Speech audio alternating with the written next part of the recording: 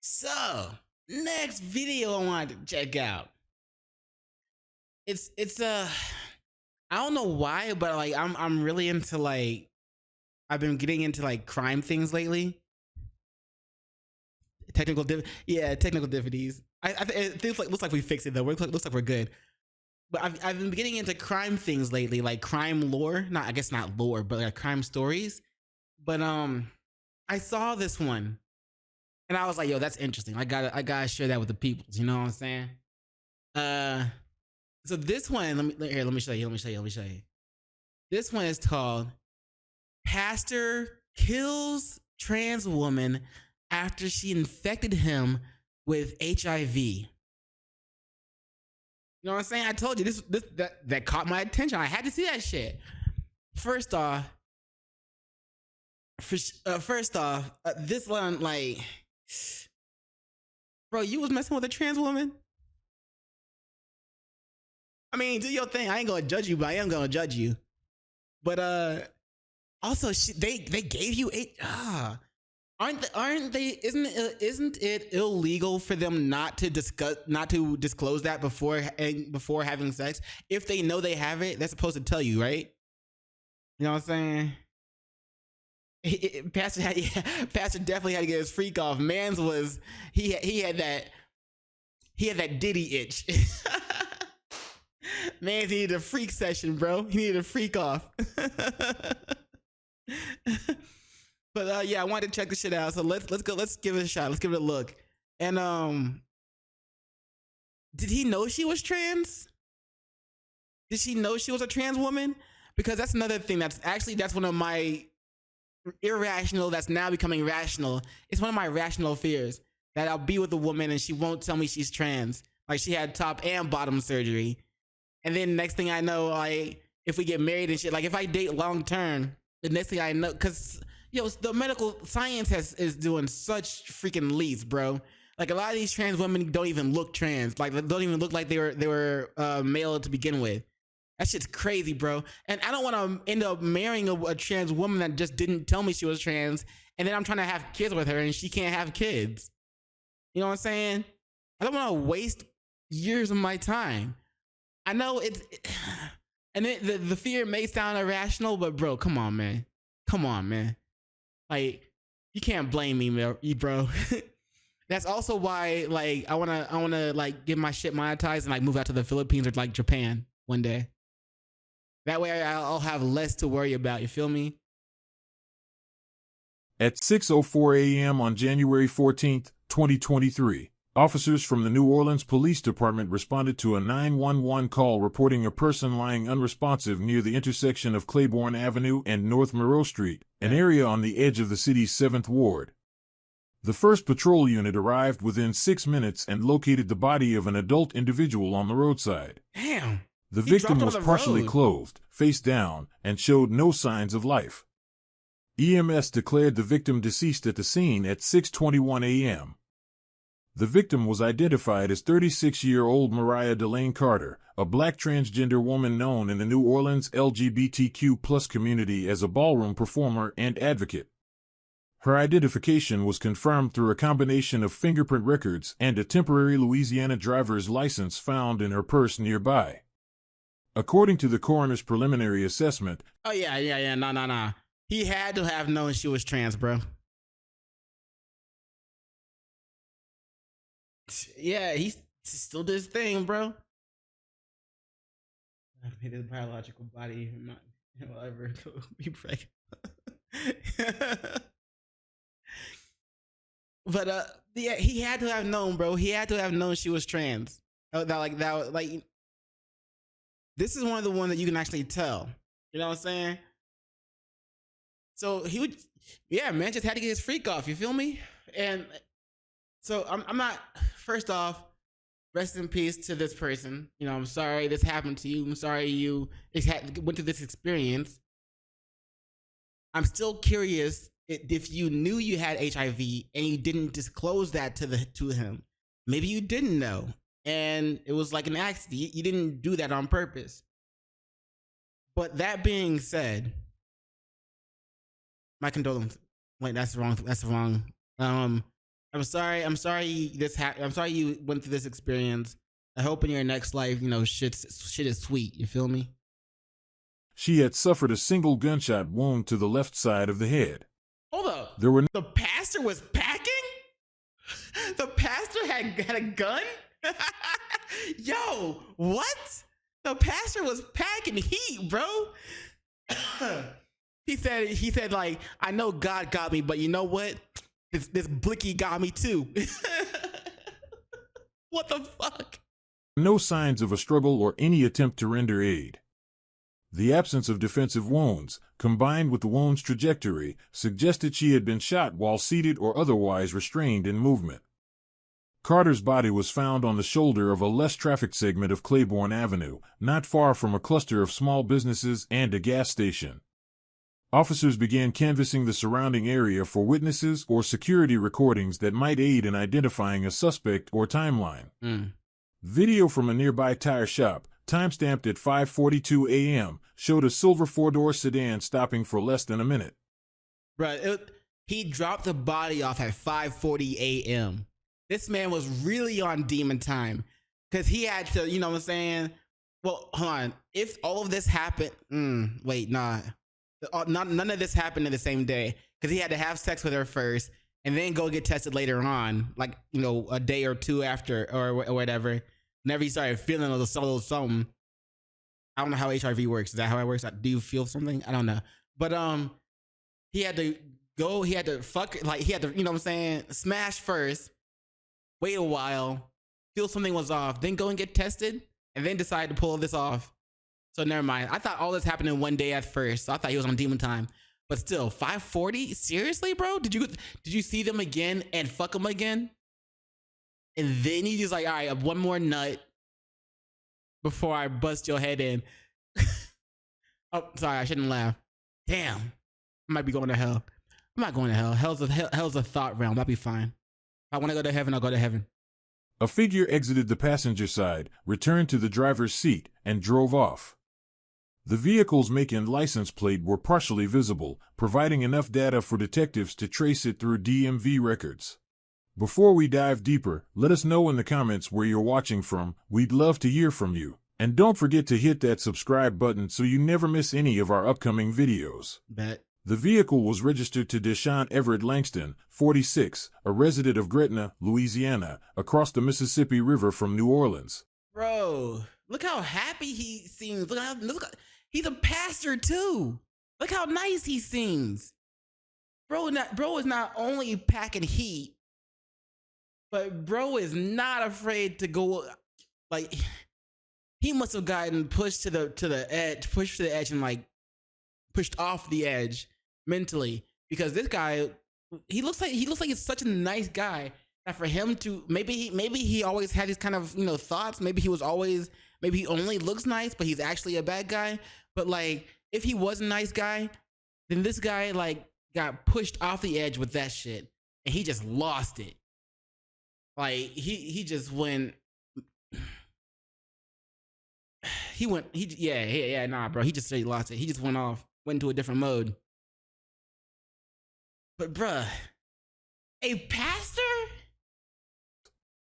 Langston was employed by the New Orleans Sewerage and Water Board and also held a position as senior pastor at Rising Covenant Church. But at the same time, he do look like he be on freak mode. You know what I'm saying? He do look like he be on some freak shit, bro. Small Pentecostal congregation in New Orleans East. At approximately 7:16 a.m., roughly 90 minutes after the estimated time of Carter's death, Langston contacted police from his office phone at the water board. He reported being involved in a possible fatal shooting earlier that morning, claiming self-defense during what he described as an attempted robbery. Langston did not remain self-defense. So you saying they were trying to rob you, bro? You went to sleep with a trans woman again. Like, the sex must have been that good that you thought, you're like, yo, I gotta get some more. But you're gonna claim that they tried to rob you?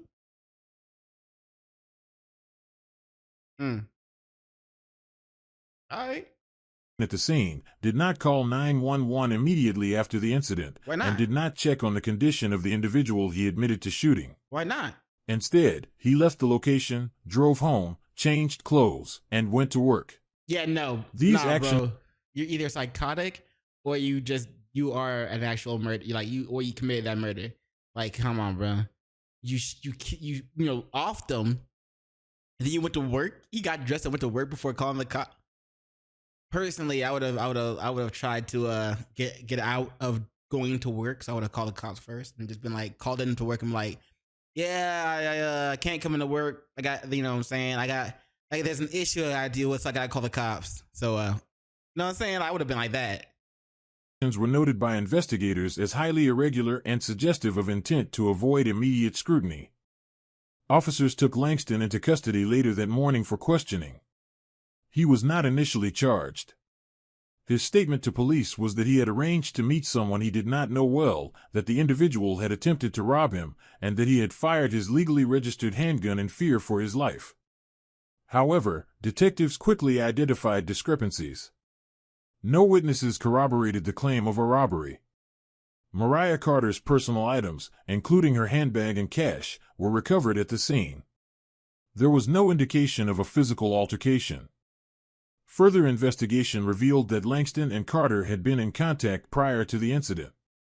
Cell phone data showed multiple calls and texts exchanged between them in the days leading up to the shooting, including a call placed from Langston's phone to Carter's number at 5:12 a.m., less than 30 minutes before police were alerted to the scene.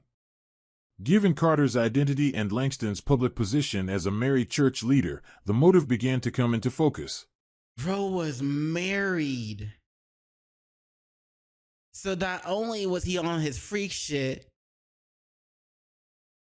man's was cheating. A pastor committing adultery and having, which would technically be gay sex.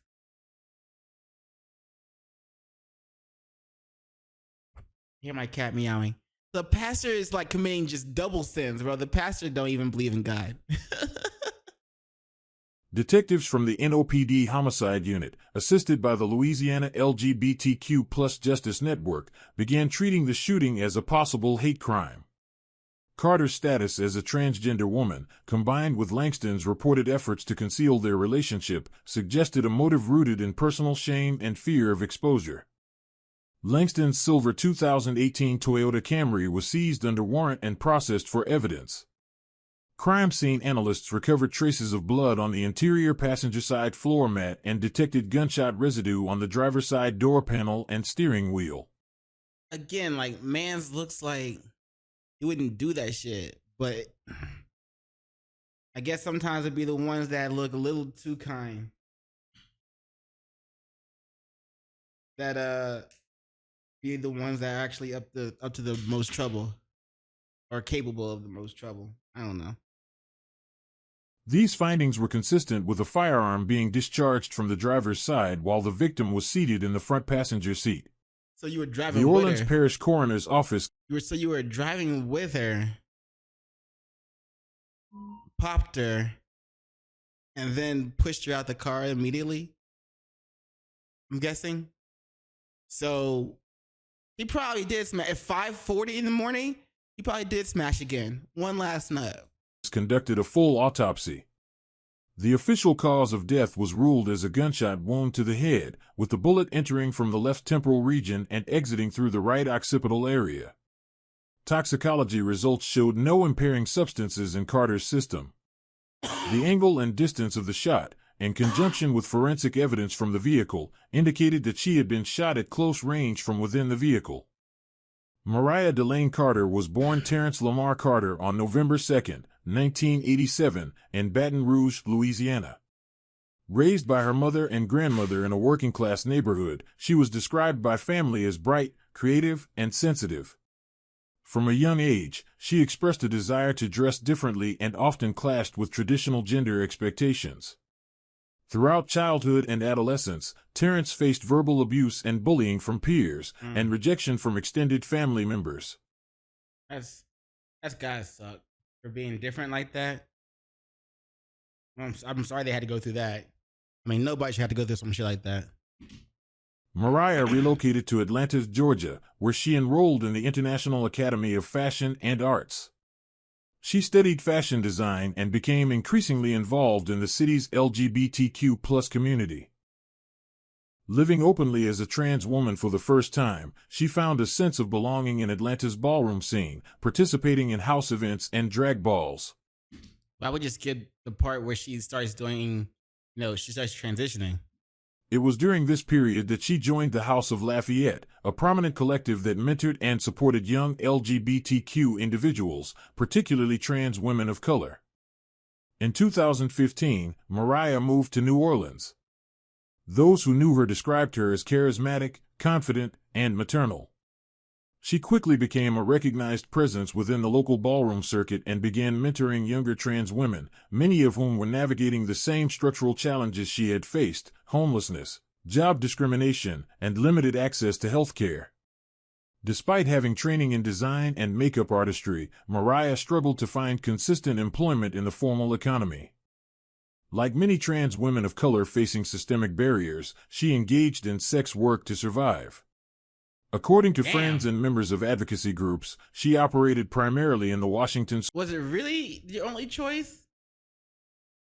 Square and Marigny areas of New Orleans, both of which were known locations for LGBTQ individuals seeking community or clients.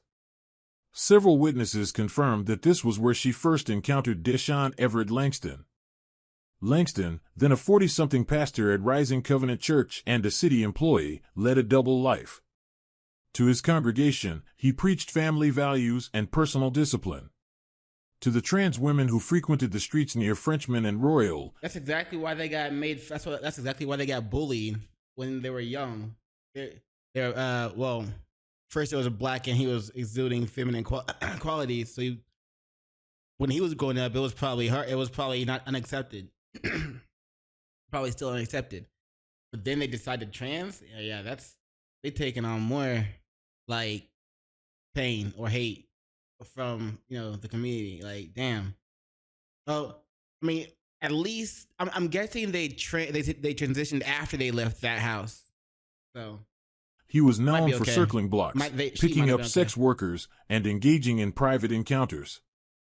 Multiple individuals later came forward to confirm that Langston had frequented these areas for years. Mariah, according to close friends, became involved with him sometime in 2021. So she's a sex worker. The nature of their relationship was transactional but grew complicated over time. Mariah knew he was married and understood the risks. She reportedly told friends that Langston was generous at first but began withholding money and making... The dude is married too, so he just straight cheated. ...excuses. Text messages reviewed during the investigation showed repeated requests for compensation from Mariah, often met with delayed or ambiguous responses from Langston. In the fall of 2022, Mariah learned she was HIV positive. She sought treatment at a local clinic and began disclosing her status to a small group of close friends. In December, she told one of them that she had informed Langston of her status. According to her friend, Langston reacted with denial and anger. Mariah claimed that she had urged him to get tested and warned him that ignoring the issue wouldn't make it go away. From that point on, tensions escalated. Investigators later recovered text exchanges between the two that documented growing hostility. Mariah accused Langston of avoiding her and attempting to ghost her without settling what she described as a debt. In one message, dated January 7, 2023, Mariah wrote, "You act like none of it happened. Like I'm just some trash you can throw away. You don't get to use me and disappear." The final message from Mariah, sent 3 days before her death, was more direct. "You lied to me, you used me, and now you want to act like it never happened? I'm not going to be quiet if you think you can disappear. Damn. You're infected, and I have the proof." Damn. By early 2023, Deshaun Everett Langston had maintained a consistent public image for nearly 2 decades. As senior pastor of Rising Covenant Church, he delivered weekly sermons on morality, fidelity, and traditional family values. He was married with 2 children, held a stable job with the New Orleans Sewerage and Water Board. And 2 children? Like, I knew he was married, but I didn't know if his, partner was a woman or a man. I thought he might have been gay. But, bruh, married with 2 children, and then he go and cheat on her with like a trans woman, and that trans woman passes on. I bet he didn't tell his wife. I bet he went and had sex with his wife before she told him that she was HIV positive, and I bet his wife has it now too. Yo, she took a stray bullet. That's kind of fucked up. Damn, I felt sorry for her. Because she wasn't the one that was stepping out. She wasn't the one that was cheating. Holy shit, bruh. Man, it's almost starting to become like having sex in the West is a risk. You better wrap it up. And was well regarded within his congregation. In interviews with investigators, members of the New Orleans LGBTQ+ community described a long-standing pattern of behavior. Langston was known to frequent areas around Claiborne Avenue, Elysian Fields, and the Marigny Triangle late at night. He was regularly seen driving alone, slowly circling known sex work corridors, often returning more than once in the same evening. Damn. According to multiple accounts. Damn. More than once in the same evening?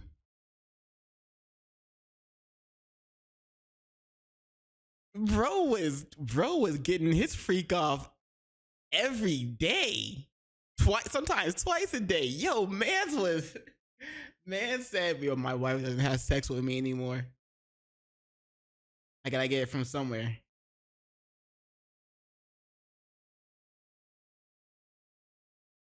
Bruh. Why is my cat meowing? Hold on, let me see if it's okay. Give me 1 second. I gotta check. I gotta make sure that he's okay. Let's get back to this. Sorry about that. He sought out trans women for sexual encounters and insisted on discretion, frequently reminding those he engaged with that he was married and a pastor. One of the most consistent witnesses, a trans woman who had interacted with Langston on and off between 2018 and 2022, told detectives that he became more secretive and irritable over time. She recalled multiple occasions where he attempted to lower payment after services or abruptly ended meetings when he felt exposed.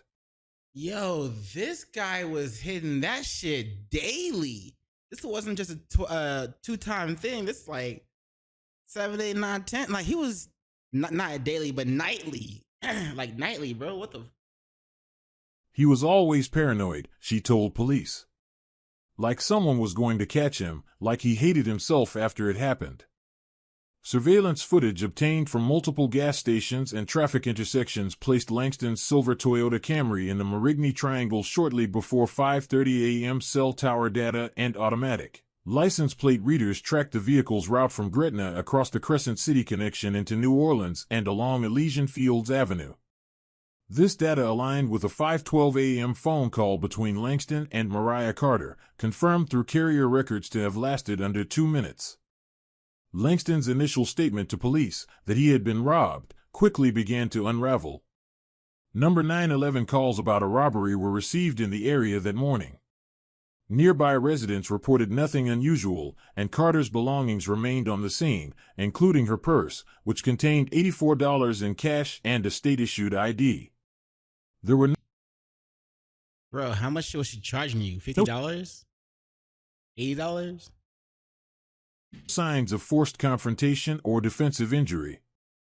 One key witness, 27-year-old Kendrick Ray Foster, told detectives he had been walking to work that morning when he saw a silver sedan parked with its passenger side door ajar.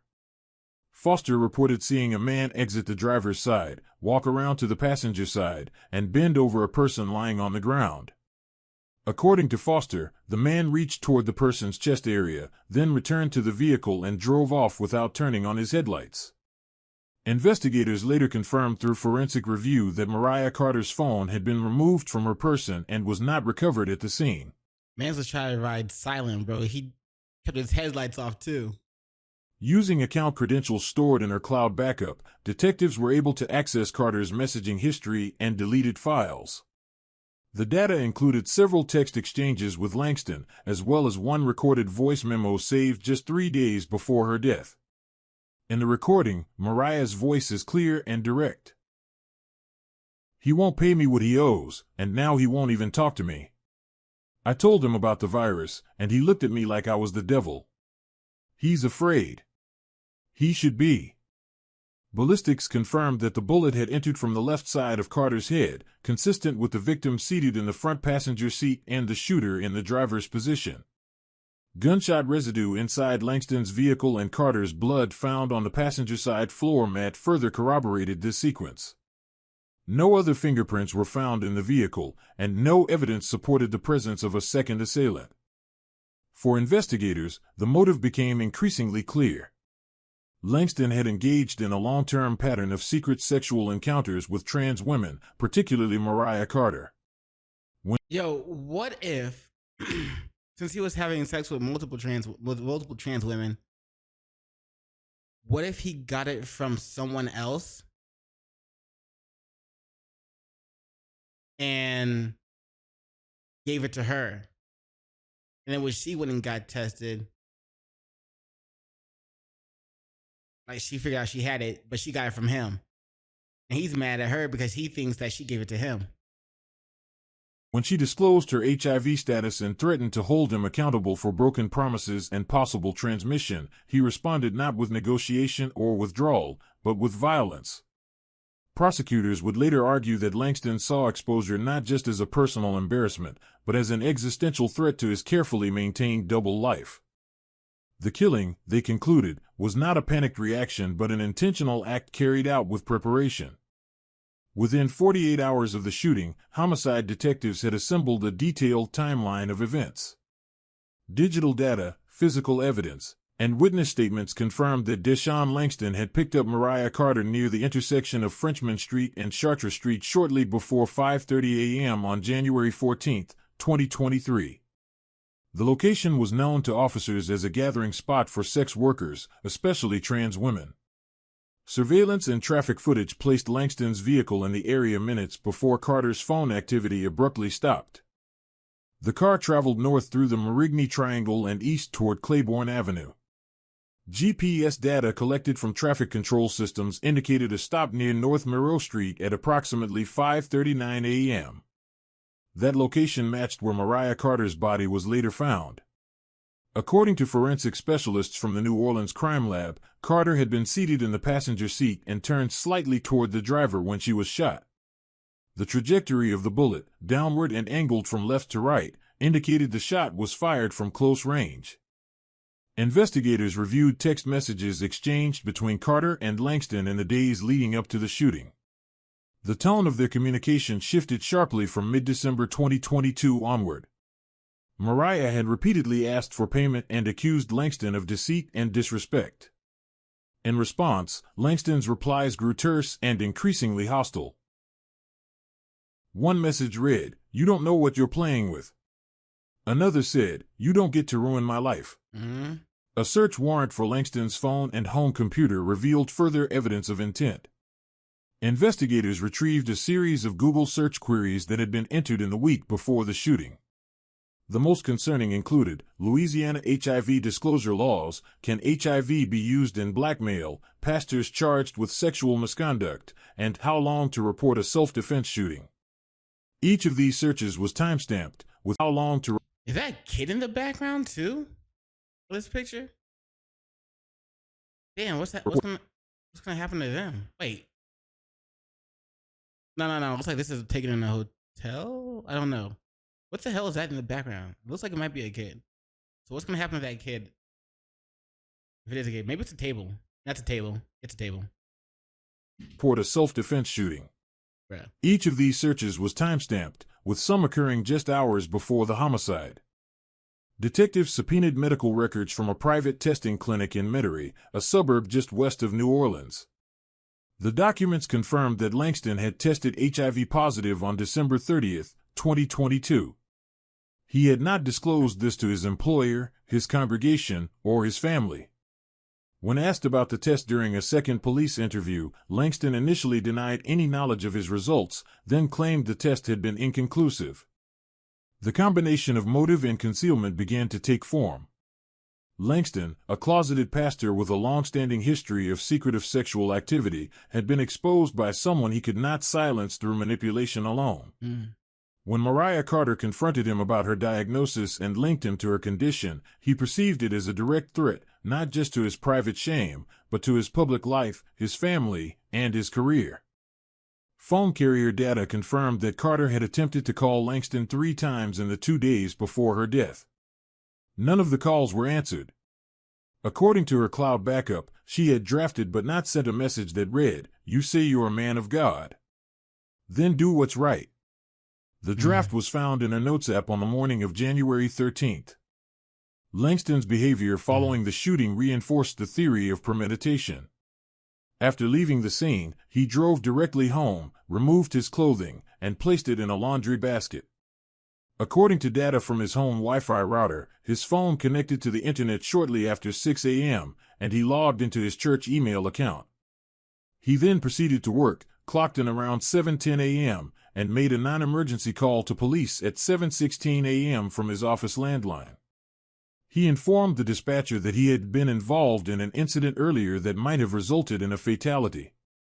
When officers arrived at his workplace to take his initial statement, Langston remained composed and cooperative. He repeated that he had been approached by someone attempting to rob him, that a struggle ensued, and that he fired in fear for his life. He did not mention Carter by name. He did not explain why he left the scene without calling for help or why the alleged attacker's phone was later found to be missing from the body. The inconsistencies in his account were significant. Detectives noted that he made no mention of injury to himself, and no signs of trauma were observed. There was no weapon recovered from the scene besides his own. Mariah Carter had been unarmed.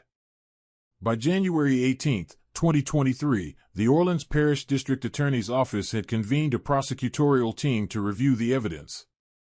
They concluded that Langston's self-defense claim lacked foundation. The physical, digital, and testimonial evidence instead pointed to a calculated act of violence motivated by shame, fear of exposure, and a desire to silence someone he could no longer control. Damn. On February 3rd, Yo, the fact that he's mad he couldn't control her anymore, that's kind of fucked up. 2023, Deshaun Everett Langston was arrested at his home in Gretna and transported to Orleans Parish Prison. The charges filed against him included second-degree murder and illegal use of a firearm during the commission of a felony. His initial court appearance took place 3 days later at Orleans Parish Criminal District Court. Surrounded by his legal team, Langston entered a plea of not guilty. His bond was denied due to the severity of the charges and the weight of evidence presented at the arraignment. The prosecution rejected this argument from the outset. Assistant District Attorney Renee Givens, assigned as lead prosecutor, presented Langston not as a man overwhelmed by panic, but as someone who had maintained control, calculated his actions, and ultimately made the decision to kill. Her team introduced the extensive forensic findings, phone data, and online search history as evidence of premeditation. They emphasized that Carter had never made public threats, had not demanded anything beyond financial compensation, and had been unarmed at the time of her death. In pretrial hearings, multiple witnesses testified about Langston's long-standing pattern of behavior. One woman, a trans sex worker who had interacted with him on several occasions, described Langston as controlling and increasingly angry over time. Damn. So another witness from the LGBTQ+ outreach community stated that Langston had a reputation among trans women in New Orleans as a man who sought out private encounters but avoided responsibility, and frequently disappeared without paying. So if he had a reputation, then why are they still getting in the car with him? The forensic evidence was key. Experts from the New Orleans Police Department's crime lab testified that the gunshot wound was inflicted at close range while Carter was seated and turned slightly.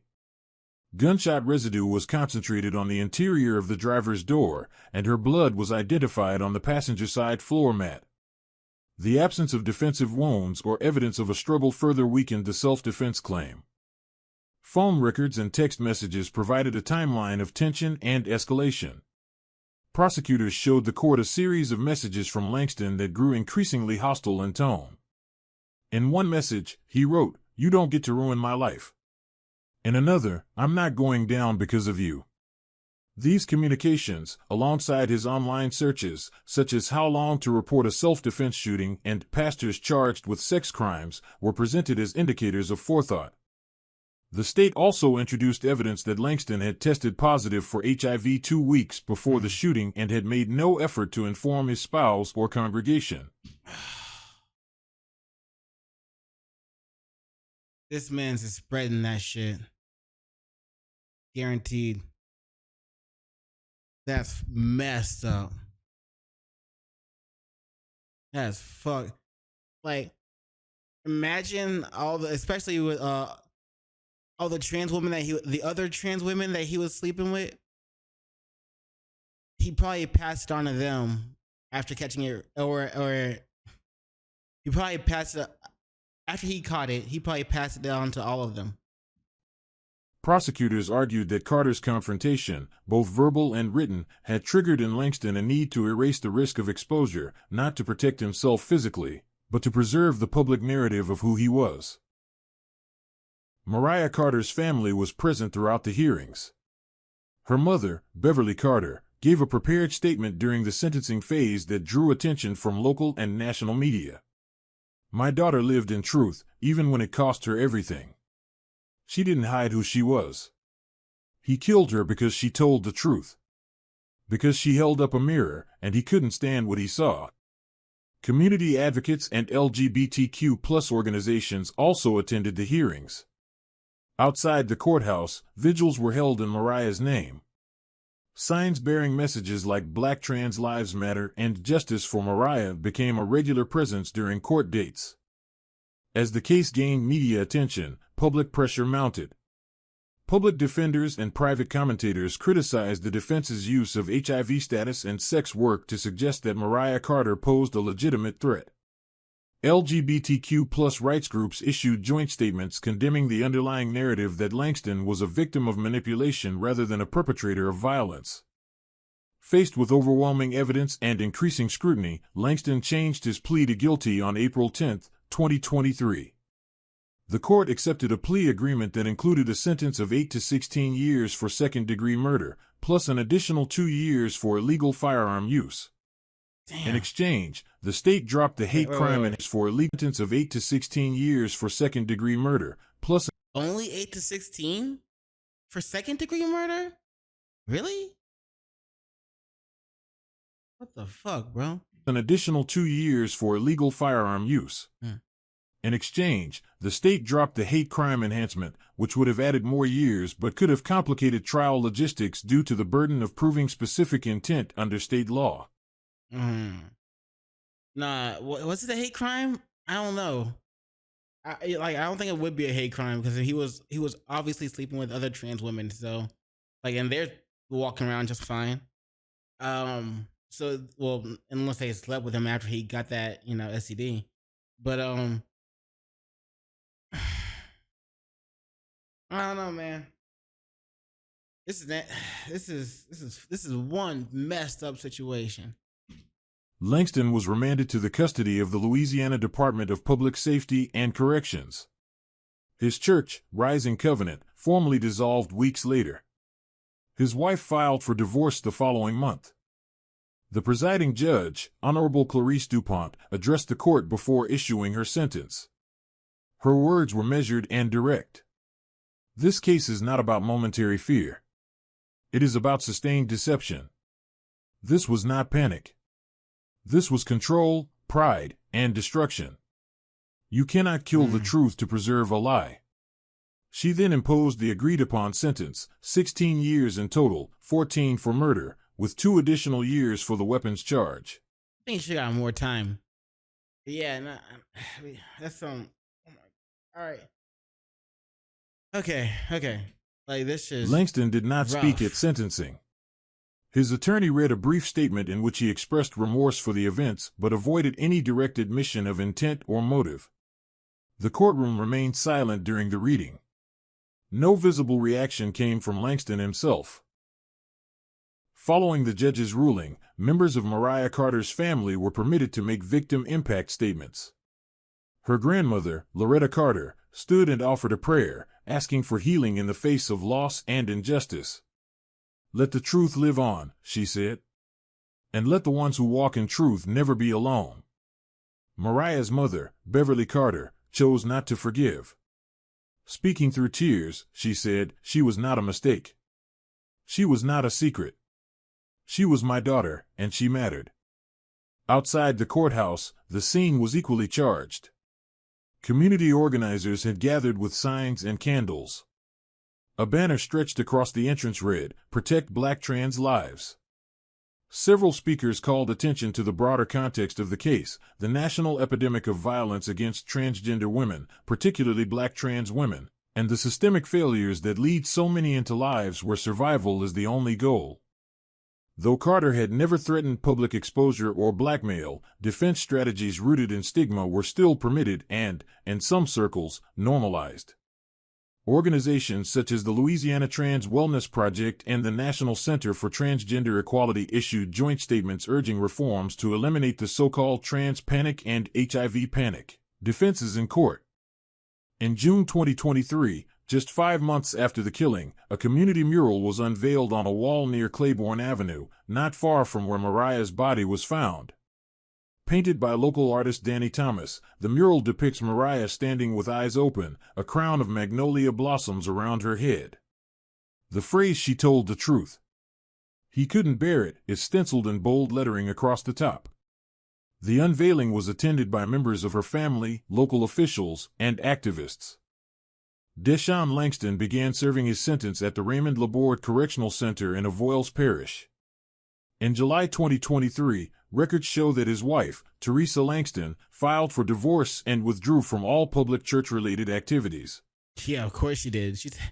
She was not trying to be in. She got out of there. The Rising Covenant Church officially disbanded within 2 months of his conviction, citing irreparable damage to trust and mission. At 6:04. All right. So, first off, it's like murder is never the answer. You know what I'm saying? Unless you're defending yourself, murder is never the answer. Like, if the pastor wants to be on the DL, let him be on the DL. He's, you know what I'm saying? Let him do what he do, whatever. But like, what would you expect if you're having unprotected sex with a sex worker, with a hooker? What would you expect? Of course, that's bound to happen after some time. Like, bro, what the fuck? So, that being said, I still think it might have been, it's obviously still possible that he got it from someone else first and then gave it to her. And then just because she was the one that ended up calling him and saying, hey, that she's got this. You know what I'm saying? Then, but it also sounds like she might, but what if she gets tested regularly? And so what if she did contract it first and then like give it to him? I don't know, man, but that whole situation is messed up. I guess the biggest lesson to take away from this is just to wrap it up. Wrap it up. Unless you're married to them and y'all are monogamous, not stepping out on each other, wrap it up. And also, I guess you should probably get tested daily, or not daily, but you should probably get tested, often. Not often, but depending on how many times you're having sex, how much time, depending on how much sex you have, you should get tested to base it off that. Anyway, I hope you enjoyed this video. Let me know your thoughts in the comments below. And don't forget the link to the video, link to the channel will both be in the description below, so be sure to check it out. And as always, don't forget to do those 3 things I'd like to ask you to do. And like, comment, and subscribe. Don't forget to hit the notification bell for more videos. Yeah. And you know what it is after that, in case I don't see you. Good morning, good afternoon, good evening, and good night.